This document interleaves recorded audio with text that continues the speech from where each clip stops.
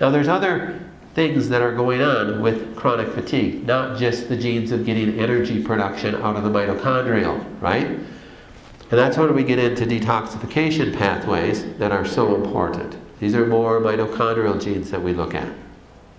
So there's a lot of genes to look at, right? Detoxification with cancer and chronic Lyme is essential.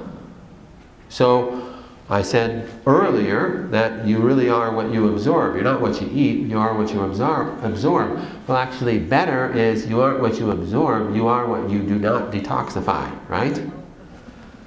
So you absorb a lot of things, not just through your gut, but through your breathing or through injections and things like that. If you can get it out of your body, if it's not good for you, then it doesn't become a part of you. But if you can't get it out of your body through your detoxification pathways, then it's part of you. So we don't want bad things becoming a part of us. So you have specific detoxification pathways. That's what we're going to talk about. Your first one is maybe one of your more important ones, is your SOD pathway. Here they're showing 3, now I think we have 13 in that pathway. SOD gene makes superoxide dismutase. Superoxide dismutase is a very important chemical in your body because what it does is it scavenges a specific free radical, meaning that it goes and grabs onto this free radical, superoxide, and it pulls it out of the body. That's the whole purpose of superoxide dismutase. Very important because too many free radicals in our body could cause cancer, could cause fatigue, could cause all sorts of symptoms. So free radicals are bad, so I'm going to take a bunch of antioxidants. Superoxide dismutase is an antioxidant that's made in your body. It grabs onto superoxide and it turns it into hydrogen peroxide. And then glutathione, which we'll talk about in a little bit, grabs onto that along with catalase, turns it into water and gets it out of the body, and you urinate it out. Now, your body is making superoxide ion. Remember I said before that everything is about balance? You actually need free radicals in your body. Well, I thought you said free radicals are bad. Well, they are if you got too many of them. But not having free radicals is bad too. You actually make superoxide through the methionine pathway, but it's supposed to have a very short lifespan. So the half-life of superoxide is very short. Why? Because you're supposed to have really healthy superoxide dismutase genes that make a bunch of superoxide dismutase that get rid of it. So it does its job, it helps kill pathogens, and then your body gets rid of it. So very important. So if I have defects on my superoxide dismutase gene, I'm not making enough SOD. So I can have excess amounts of superoxide ions.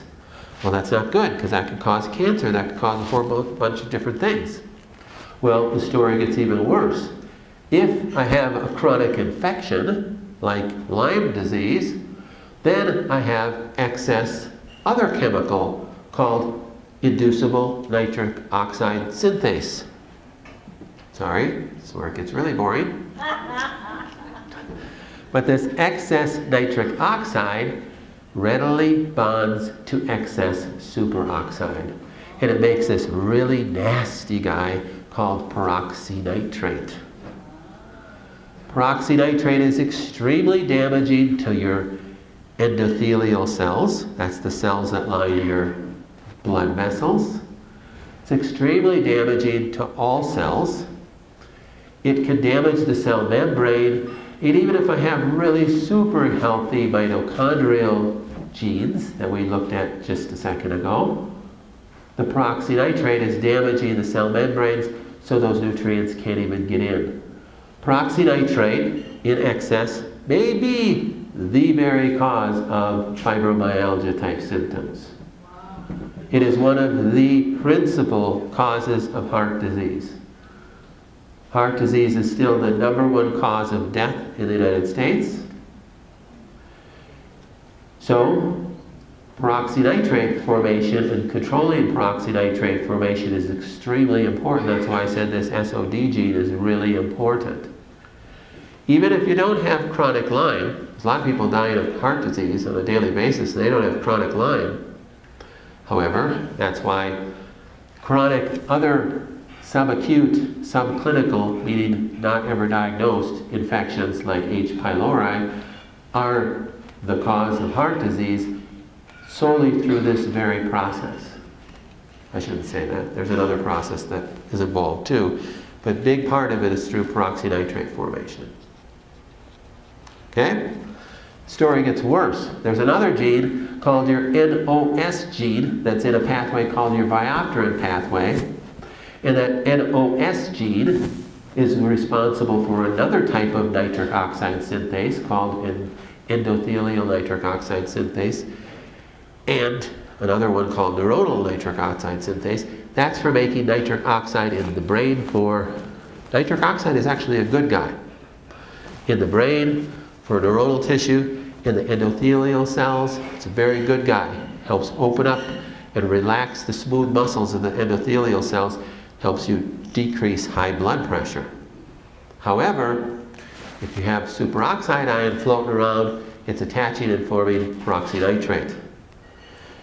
If you have NOS defects, which we'll talk about in a little bit, you have uncoupled nitric oxide, which can bond to superoxide.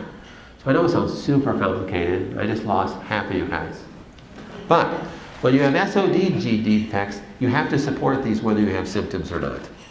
Okay? So I don't have heart disease. I don't care. Okay? So I don't have fibromyalgia.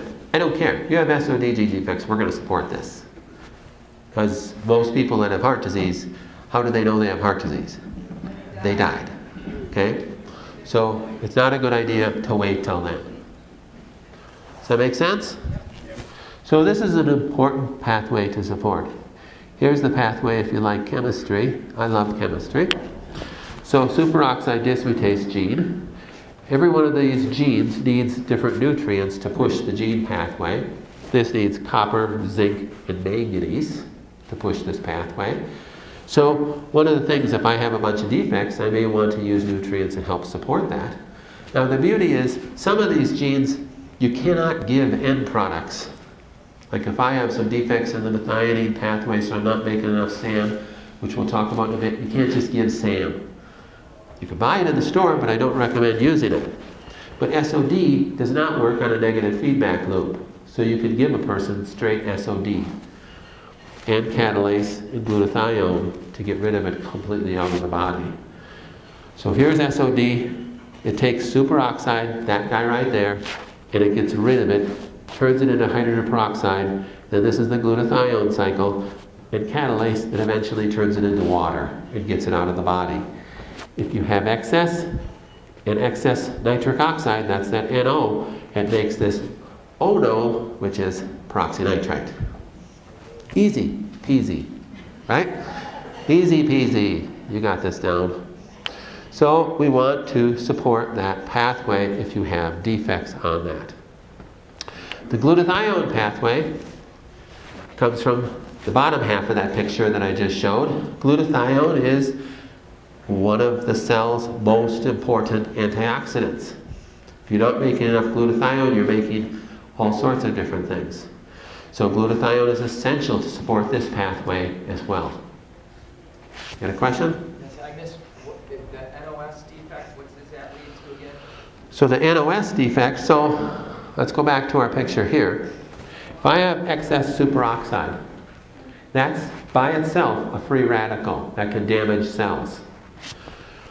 If I have excess free nitric oxide, which will come from a chronic infection, so if I have a chronic subclinical infection like H. pylori and I don't even know it, I'll have excess nitric oxide.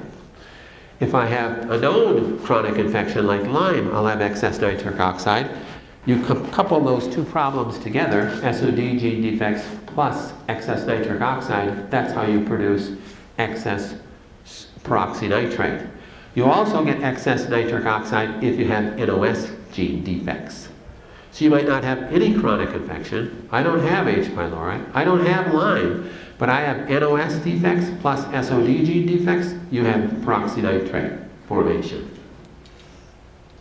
And the NOS, what does that do? One more time, that enzyme. So the NOS gene is in the biopterin cycle. That makes endothelial nitric oxide. But if I have defects in that, I will have uncoupling of that and have excess nitric oxide free floating in the body.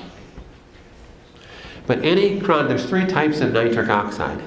Cytokine-inducible nitric oxide, which is going to be in a chronic infection, you're going to have ramped up that. So any chronic infection is going to cause excess nitric oxide. And then the endothelial, for the endothelial cells, and then neuronal. So those three forms.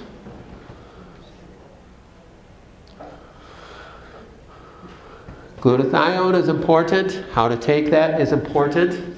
You don't always want to take just glutathione. It's not really well absorbable. The new types of glutathione, S-acetyl glutathione, are much better to be absorbed. But typically, I don't even use that. We use glutathione support because glutathione is recycled.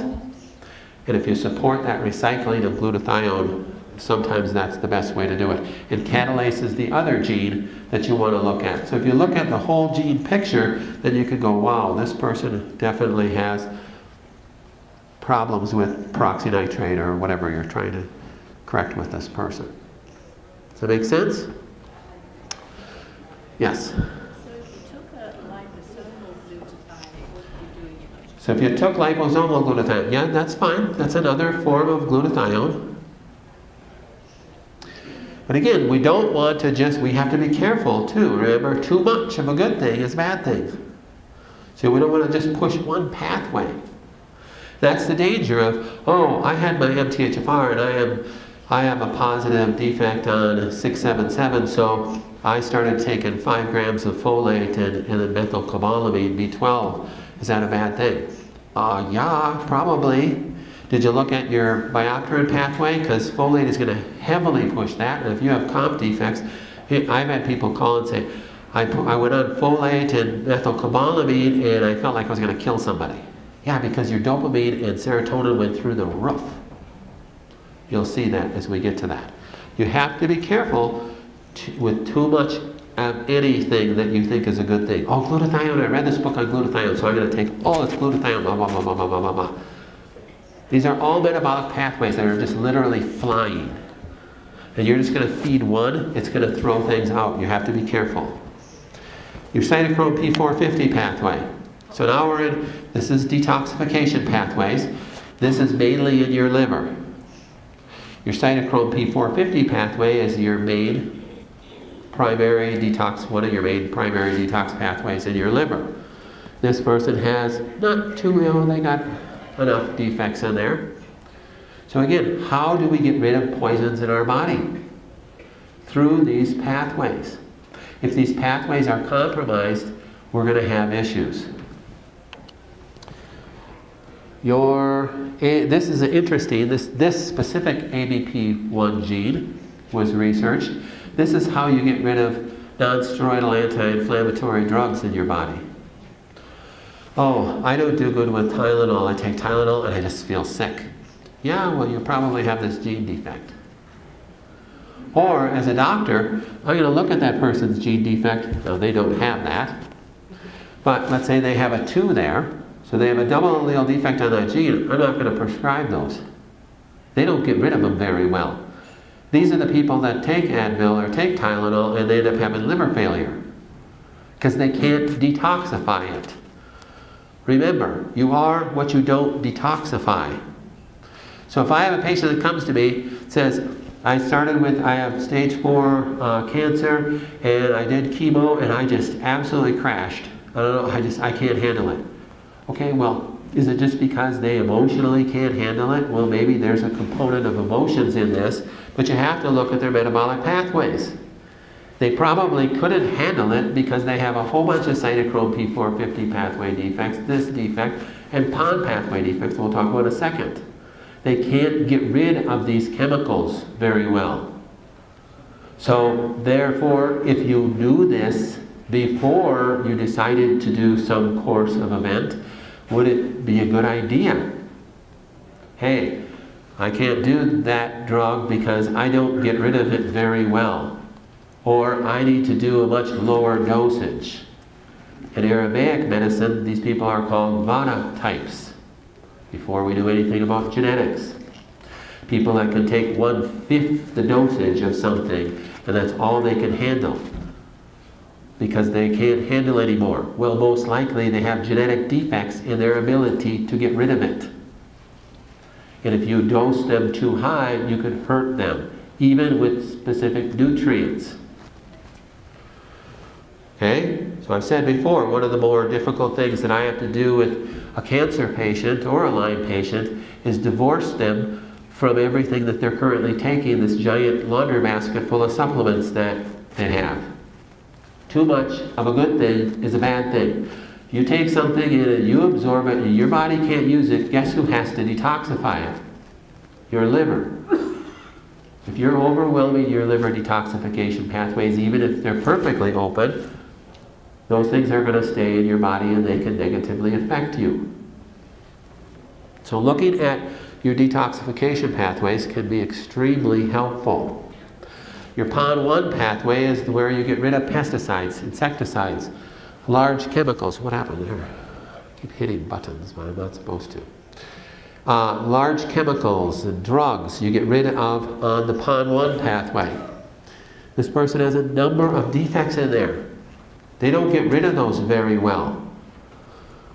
So this is where I say, you better not be spraying your lawn. You better not be, you better make sure you're eating the clean 15 and staying away from the dirty dozen, or buying those organic. You better make sure you're not using insecticides and chemicals and fertilizers and all that garbage in your house. You're better off making, everybody's better off making those decisions, but definitely if you have compromise in your cytochrome P450 and your PON pathways and the NAT pathways that we're going to talk about in a little bit, you really have to watch those things even more so. And this is where you start getting into the question, do vaccinations cause autism? Because I don't believe it, but my neighbor believes it. Well, I don't really care what you believe. But the truth is, vaccinations and the things that are in a vaccination have to be detoxed through different pathways. If you have a 6-pound baby with PON1 pathways, cytochrome P450 pathways, and MTHFR pathway defects, you better believe they're going to cause problems. You can't be sane and not think that they're not going to cause problems. This child has no blood-brain barrier. That's not formed yet. So you take a 6-pound baby and you're going to inject all these adjuvants from this vaccination into them and not knowing what their genetic pathways are, well, you might as well just play Russian roulette. So I tell parents, okay, you're going to have a kid. Really good idea for you and your husband to get a 23andMe done. And then you can make an informed decision regardless of what you believe, whether vaccinations work or not. We won't get into that because I can talk about that for 5 hours. But if you know what your detoxification pathways are, you know whether you're going to get rid of it or not. Okay? So if the husband and the wife have a lot of defects in that, chance of that kid, just put up a little graph. Here's you. Well, you have a 2, so a 1 and a 1. Your husband has a 1. They have a 50% chance of having a 2. They have a 100% chance of having a 1. Do you want to take the chance? Maybe a different way to achieve immunization would be better. All right. Oh, I didn't know I had a slide on that. Your NAT pathways. Your NAT pathways are a specific genetic pathway that you get rid of, like everyday toxins like cigarette smoke and charcoal and everything that you're exposed to that is just everywhere. So you look at somebody who, I'm a smoker, I smoke 3 packs a day, and they have NAT pathways that look like that, their chance of lung cancer has gone up. So if you've known people, as I've known people that lived to 105 years old, they smoked 5 packs of cigarettes a day, right? Why? Well, they probably didn't have any of those G defects. Yes? Would their children, because of their environmental exposure, would their children have more of a likelihood to have those defects? So then you'll start asking the question, where did these defects come from? Was it because of the cigarette smoke that caused that defect, right?